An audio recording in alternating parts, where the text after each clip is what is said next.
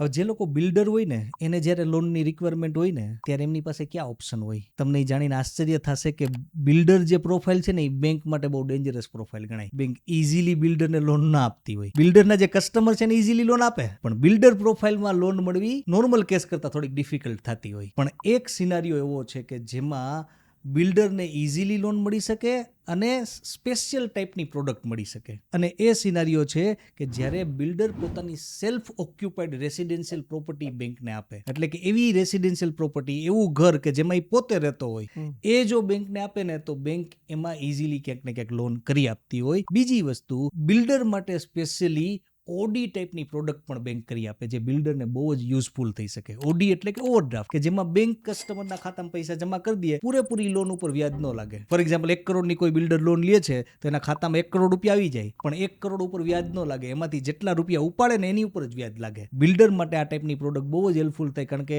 બિલ્ડરને ખબર નથી કે એને ક્યારે પૈસાની અચાનક જરૂર પડવાની છે. બની શકે કે એને પૂરેપૂરી લોનની અમાઉન્ટની જરૂરી પડી જાય, બની શકે કે 1 રૂપિયાની જરૂરી ના પડે.